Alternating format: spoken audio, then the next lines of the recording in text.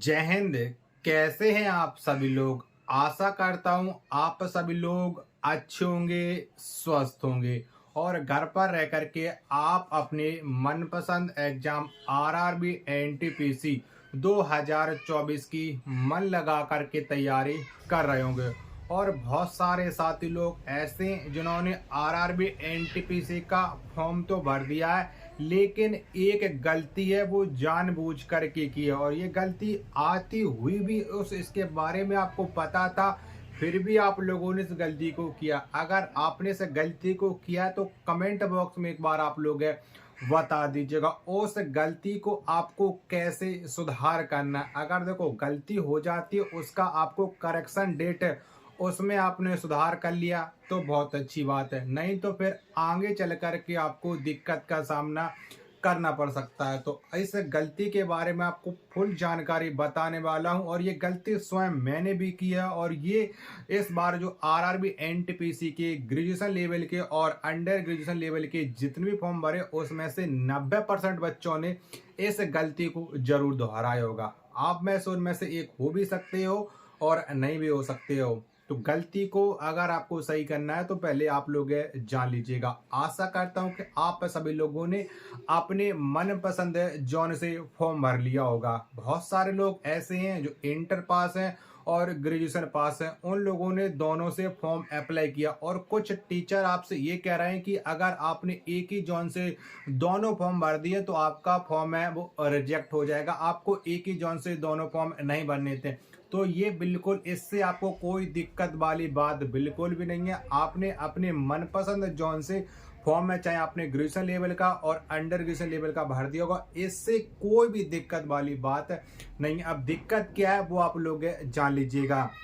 और RRB NTPC में आपको बेहतरीन नोट्स प्रोवाइड करा रहा हूँ, फ्री ऑफ कॉस्ट है, जो मैं आपको अपने व्हाट्सअप चैनल और अपने टेलीग्राम ग्रुप पर प्रोवाइड कराता रहता हूँ, जिसकी लिंक आपको वीडियो के डिस्क्रिप्शन में, यहाँ से आप लोग जुड़ जाएगा। बहुत सारे साथी लोग हैं आरआरबी एनटीपीसी की तैयारी करने वाले जुड़ चुके हैं और लगातार उनको free of cost notes provide करा रहा हूँ, क्योंकि आरआरबी एनटीपीसी की जितनी वैकेंसी अभी है, अभी आपके लिए 11,000 प्लस वैकेंसी, आगे चलकर इस वैकेंसी को बढ़ना है, ये बात तय है। ये बात आप लोग जान लीजिए। अभी थोड़ी है ग्रेजुएशन और अंडर ग्रेजुएशन वाले जितनी पोस्ट हैं इनसे अभी आपको दिक्कत नहीं लेना है, वैकेंसी 100% बढ़ेगी, ये बात आप लोग जान लीजिएगा। तो अभी आपको पता है कि आरआरबी एनटीपीसी ग्रेजुएशन लेवल की जो आपके 8,113 और 12th पास यानी 12 पास की जो वैकेंसी है वो आपकी 3,445 है, जिसके फॉर्म भरे जा रहे हैं। जबकि जो ग्रेजुएशन लेवल के वाली जो वैकेंसी थी उसके आवेदन होना समाप्त हो चुके हैं। अब इसकी जो करेक्शन डेट है वो आपकी 23 से लेकर के 30 अक्टूबर 2024 के बीच है। इसके बीच में आप लोग अपना करेक्शन कर सकते हो। अब गलती, बहुत सारे लोगों ने गलती किया, उस गलती को आप लोग जान लीजिएगा।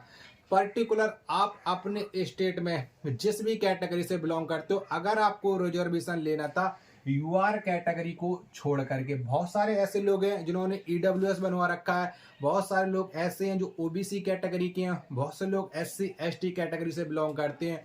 तो इन लोगों ने क्या ओबीसी, एससी, एसटी, इन लोगों ने अपना जो कास्ट सर्टिफिकेट है वो अपना स्टेट का लगा दिया है। और ये उन लोगों ने जानते हुए भी गलती की है, क्योंकि वो लोग ये सोच रहे थे कि जैसे अभी हम पर्टिकुलर स्टेट की वैकेंसी में अपना स्टेट वाला कास्ट सर्टिफिकेट लगा देते तो चल जाता था। लेकिन आपको पता है कि ये सेंट्रल की वैकेंसी है, ठीक है, और सेंट्रल की वैकेंसी में सिर्फ और सिर्फ सेंट्रल वाला ही आपका कास्ट सर्टिफिकेट मान्य होता है, ये बात आप लोग जान लीजिएगा। तो अगर आपने सो कास्ट सर्टिफिकेट सेंट्रल का नहीं लगाया है तो ये गलती आपने की, और इस गलती का खामियाजा आपको आने वाले समय में भुगतना भी पड़ सकता है, ये बात आप लोग जान लीजिएगा। अभी आपके पास एक करेक्शन का मौका है तो आप करेक्शन कर सकते हो। हाँ, बहुत सारे लोग कहेंगे कि हमने लगा दी, चलिए कोई दिक्कत नहीं, हम डॉक्यूमेंट वेरिफिकेशन में हमें यूआर कैटेगरी से काउंट कर लिया जाएगा। यूआर कैटेगरी में आपको जब काउंट किया जाएगा जब आपके यूआर कैटेगरी जितने नंबर होंगे, ये बात आप लोग जान लीजिएगा। समय रहते अपना कास्ट सर्टिफिकेट चेंज कर लो। और अभी आपके पास समय है तो आप लोग बनवा लीजिएगा। ठीक है, बहुत सारे लोगों ने वो है तो ईडब्ल्यूएस के और मतलब है जनरल कैटेगरी में, उनको ईडब्ल्यू सर्टिफिकेट बन रखा है लेकिन उन्होंने ईडब्ल्यू सर्टिफिकेट अपलोड नहीं किया है। तो ये आप लोग का अगर आपको रिजर्वेशन लेना है तो आप ईडब्ल्यू सर्टिफिकेट अपलोड कर सकते हो। यही गलती बहुत सारे लोगों ने की और इसी में से एक गलती मैंने भी की थी, वो आप लोग अब जान लीजिएगा। ठीक है, बहुत सारे लोग क्या कर रहे हैं, जैसे अभी देख लो ये हमारा आरआरबी एनटीपीसी का जो हमने फॉर्म भरा है ये मैंने भोपाल जोन से भरा है। ठीक है, आप सभी लोगों को जानकारी देने के लिए मैंने इस फॉर्म को भोपाल जोन से भर दिया। इसमें क्या है कि बहुत सारे लोग हैं अपनी जो फोटो का जो बैकग्राउंड होता है उसे रिमूव भी नहीं कर रहा है। यानी जो फोटो आपने मोबाइल से, आपके पीछे दीवार है जिसमें गुम्मे दिख रहे हैं, बहुत सारे लोगों ने पेड़ पौधे हैं, तरह तरह के बैकग्राउंड दिख रहे हैं, तो उन बैकग्राउंड को उन लोगों ने रिमूव नहीं किया, जिसके लिए उनका फॉर्म है अभी आपकी स्कूटनी प्रोसेस होगी